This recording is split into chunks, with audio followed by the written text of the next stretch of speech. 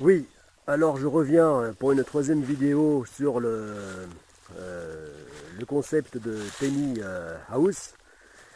Euh, donc, concept euh, de maison écologique, de petites maisons très sympas.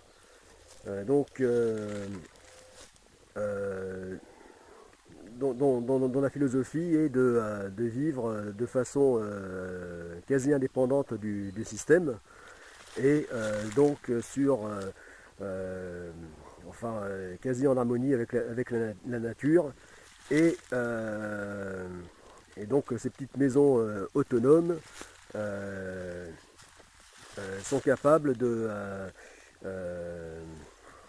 de permettre une vie euh, euh, quasi en autarcie, c'est-à-dire vraiment en autonomie. Déjà, euh, euh, avec euh, le fait d'être sur un beau terrain verdoyant comme ici, par exemple, eh bien, euh, va pouvoir vivre d'un potager, d'un verger, euh, etc. La maison équipée d'énergie renouvelable, voilà, équipée d'installations euh, donc de type panneaux solaires, éoliennes, qui permettent de, euh, d'avoir euh, enfin d'être autonome en énergie, hein. Voire même d'être une maison à énergie positive. Voilà, puisque ces petites maisons, très bien conçues, ont besoin de très peu d'énergie, notamment pour ce qui est du chauffage. Euh, on a vite fait de produire finalement plus que la maison en a besoin. Voilà. Voilà. Donc ces petites maisons permettent de pouvoir vivre de façon autonome très longtemps. Euh, on peut imaginer pouvoir vivre plusieurs jours d'affilée euh, sans avoir besoin de faire ses courses ou sans dépendre de fournisseurs d'énergie tels que l'EDF. Euh, voilà. Donc d'être vraiment autonome. Voilà. Et donc ma tiny house que tu vois ici, hein, qui est une tiny house marinisée, hein, c'est-à-dire spécialement conçue pour l'univers marin, hein, l'univers océanique. Eh bien elle, euh, en tant que voilier, euh, de voilier donc pour le large, eh bien elle sera capable de tenir euh, déjà à la base plusieurs semaines en mer, voilà, totalement indépendant. Donc par les vivres euh, à bord, de par donc le fait de pêcher au large pour avoir du frais, euh, euh, par le fait d'être équipé, il sera équipé de beaucoup d'énergie renouvelable, hein, notamment donc évidemment de cellules photovoltaïques.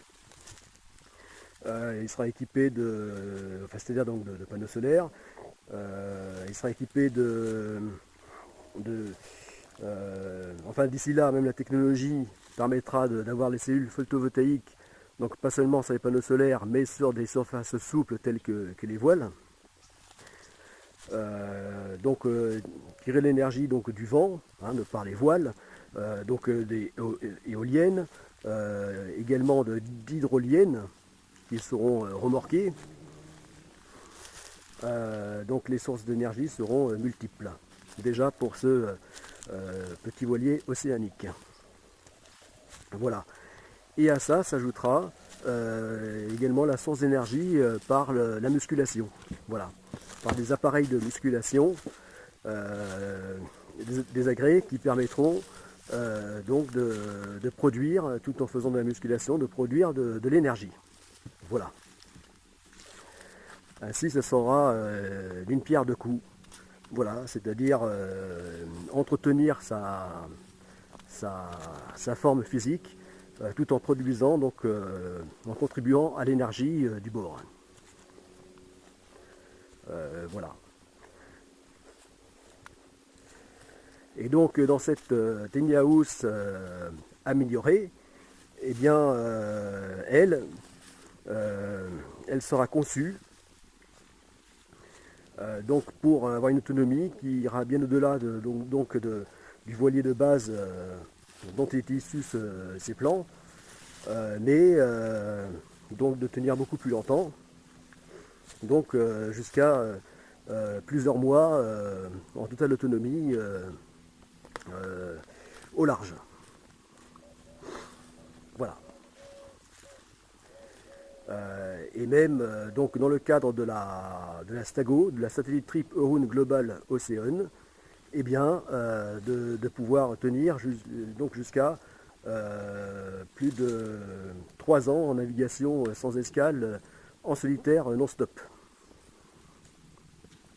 Voilà. Donc plus de 3 ans.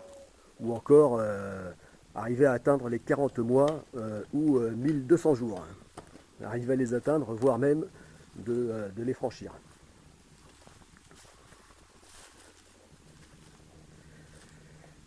Donc ce sera une tiny house qui devra permettre donc une autonomie de plus de 3 ans.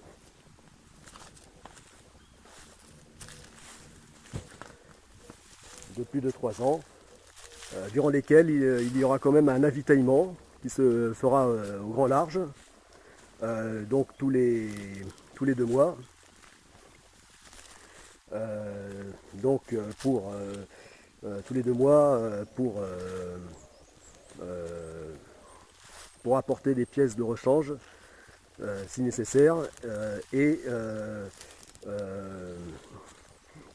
pour l'avitaillement et pour apporter des petites pièces métalliques dont je vous expliquerai la nature plus tard, de simples petites pièces métalliques.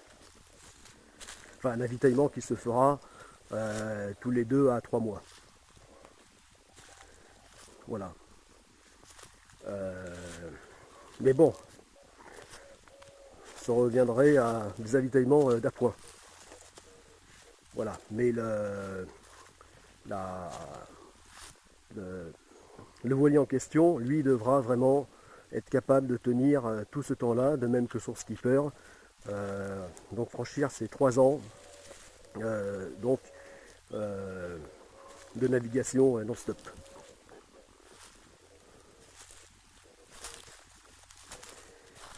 Voilà, donc là, eh bien, ça sera le type d'autonomie recherché par cette tiny house. Cette tiny house marine. Voilà.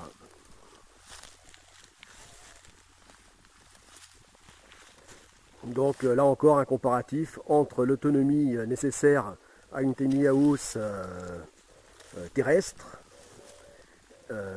et donc cette tiny house marinisée que tu vois là.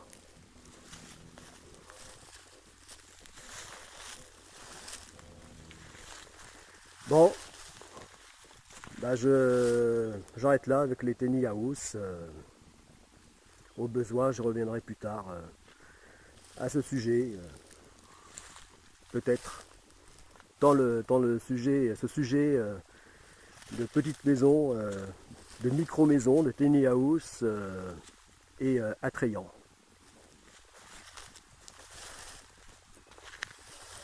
A plus. C'était Tolric.